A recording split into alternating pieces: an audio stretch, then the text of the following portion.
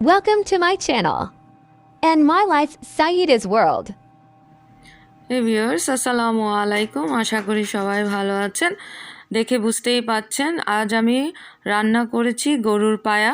এই পায়া রেসিপিটা আসলে আমার আম্মা যেভাবে রান্না করতো আমি ঠিক চেষ্টা করেছি সেইভাবে রান্না করার জন্য। তো ইচ্ছা করলে আপনারাও এই রান্নার রেসিপিটা ফলো করতে পারেন। তো আমি এখানে গরুর পায়া নিয়েছি, সাথে কিন্তু মাংস আছে। তো বন্ধুরা, আমার এই রেসিপিটা যদি ভালো লেগে থাকে তাহলে একটা লাইক দিতে ভুলবেন না। আর যারা অলরেডি আমার চ্যানেলটাকে সাবস্ক্রাইব করে ফেলেছেন তাদেরকে অসংখ্য ধন্যবাদ।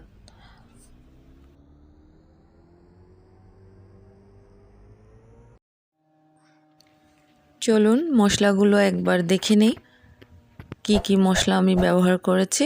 তো এখানে আমি মশলা যা নিয়েছি তা খুবই আস্তে আস্তে দেখানোর চেষ্টা করছি। আসলে মশলা তো সেমই থাকে, কিন্তু আপনার রান্নার প্রসেসিংটা এক একজনের এক এক রকম হয়।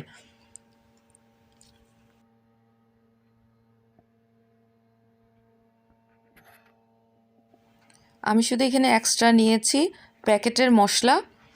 তো এই মশলাটা না দিলেও চলবে, জাস্ট অপশনাল। আমি সমস্ত মশলার নামগুলো ডেসক্রিপশন বক্সে দিয়ে দেব, তো ইচ্ছা করলে আপনারা ওখান থেকে দেখে নিতে পারেন। আজ আমি পায়া রান্নাটা সম্পূর্ণ সরিষার তেল দিয়ে করব। তো আপনারা ইচ্ছা করলে সরিষার তেল না দিয়ে সাধারণ তেল দিয়েও রান্না করতে পারেন। এটা কিন্তু শুকনো আদা। এই আদাটা আমি খুবই অল্প করে দেব, কারণ এটা অনেক স্ট্রং ফ্লেভার। তো ভিউয়ার্স, বিসমিল্লাহ করে একে একে আমি সব মশলাপাতিগুলো গরুর পায়ার মধ্যে দিতে থাকবো। তো বন্ধুরা, শেষ অবধি আমার সাথে থাকার চেষ্টা করবেন, কারণ এই প্রসেসিং অনেক লম্বা, 2.5 থেকে 3 ঘন্টার প্রসেসিং। তো সম্পূর্ণ দেখানোটা তো সম্ভব না।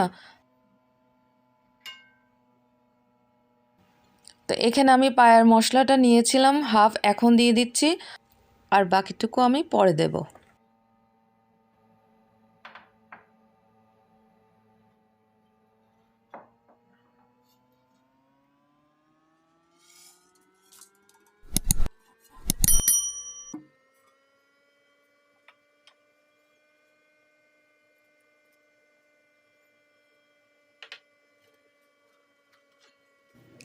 যে পরিমাণ সরিষার তেলটা আমি দেব তার হাফ এখন দিয়ে দিচ্ছি, আর বাকিটুকু আমি পরে দেব।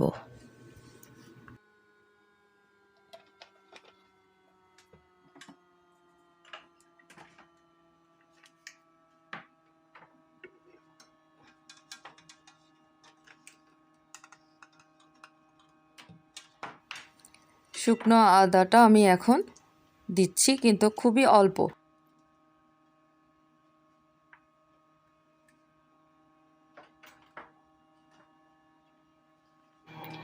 আসলে শীতের মধ্যেই গরুর পায়া বলেন কিংবা ছাগলের পায়া বলেন খেতে খুবই ভাল লাগে, যেহেতু এখানে তো অনেক ঠান্ডা পড়ে গেছে। তো সে কারণেই এই গরুর পায়াটা রান্না করা। তো ভিউয়ার্স, চেষ্টা করবেন শেষ অবধি থাকার জন্য, স্কিপ না করে দেখার অনুরোধ রইল।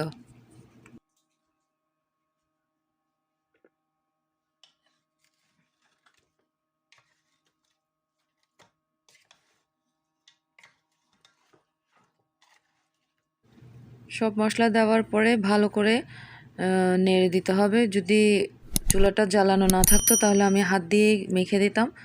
তো যেহেতু এখন চুলা অন, সো কিছু জিনিস অনেক গরম হয়ে গেছে। তো আর বাকিটুকু আমি তেল দিয়ে দিচ্ছি।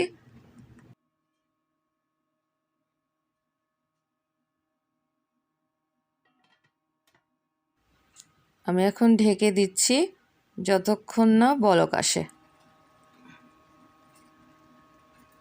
তো আমি এখানে লবণ দিচ্ছি। এখানে আমি দারচিনি দিয়েছি, কিন্তু দারচিনিটা আমার প্লেটে ছিল না, তো সেখানটায় স্কিপ হয়ে গেল। তো দারচিনিটা অবশ্যই দেবেন।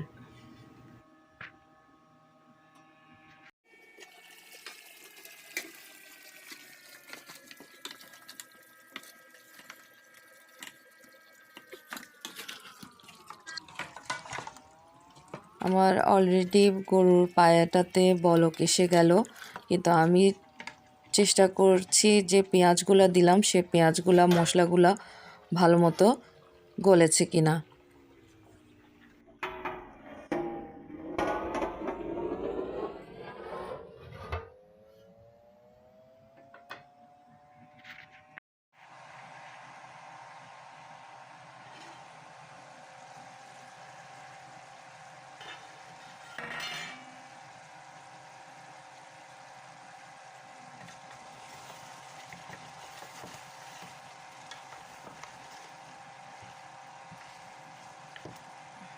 পায়েগুলো অলরেডি ভাজা ভাজা হয়ে গেল।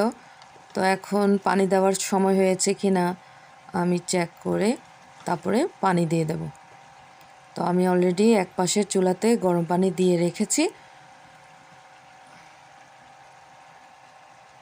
হ্যাঁ, আমার পানি দেওয়ার সময় হয়ে গেছে। তো বেশি করেই দেব যাতে এখানে আমার আবার পানি দিতে না হয়। তো গরম পানি দেওয়ার চেষ্টা করবেন।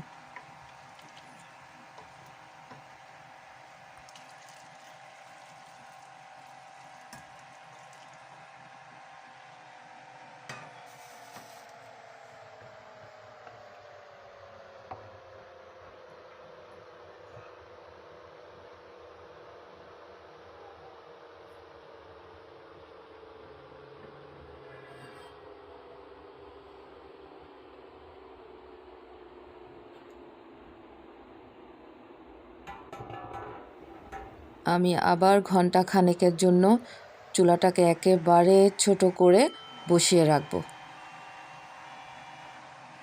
আমি কিন্তু একটু পরপরই চেক করছি পানি শুকিয়ে যাচ্ছে কি না।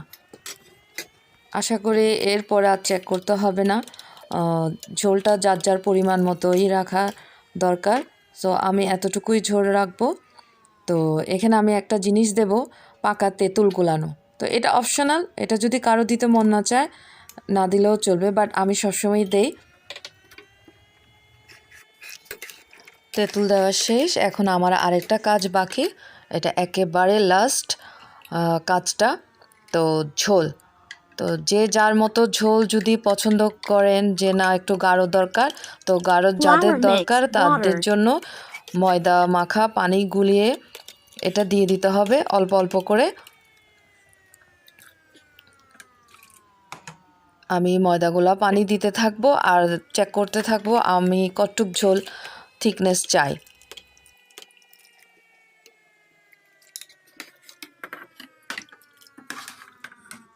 আমি শুরুতেই বলেছিলাম এই রান্নাটাতে একটু সময় লাগে এবং ধৈর্য ধরে একটু থাকার চেষ্টা করবেন। 20 থেকে 30 মিনিট পরে ঝোলের অবস্থা এই রকম। তো আমি এটাই চাই, কারণ ঘন্টা 2 ঘন্টা পরে এটা আরও ঘন হয়ে যাবে। তো বাকি মশলাটুকু দিয়ে দেব, দিয়ে আরও দমের মধ্যে রেখে দেব আমি 10 থেকে 20 মিনিটের জন্য।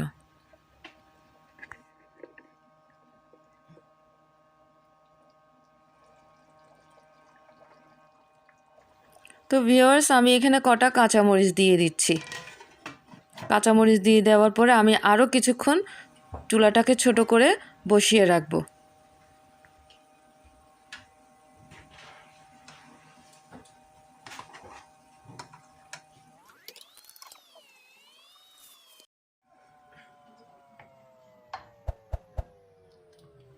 তো ভিউয়ার্স, আমার বিফ পায়া রান্না করা শেষ, এখন আমি ডিশ আউট করে দেখাচ্ছি।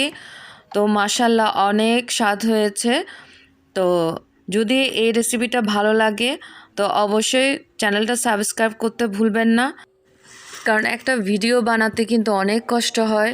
তো সেই কষ্টটা তখনই লাঘব হয় যখন কেউ দেখে, লাইক করে এবং শেয়ার করে, সাথে সাবস্ক্রাইব করে। তো এইসব জিনিস তো আপনাদের জন্যই করা। আপনারা তো দেখেন কিন্তু লাইকও করেন না, শেয়ারও করেন না, কিংবা অনেকে তো সাবস্ক্রাইবও করেন না। আর যদি এই রান্নাটা ভালো লেগে থাকে এবং বাসায় কেউ যদি ট্রাই করে, আপনাদেরগুলোও কেমন হয়েছে আমাকে কমেন্ট করে জানাবেন।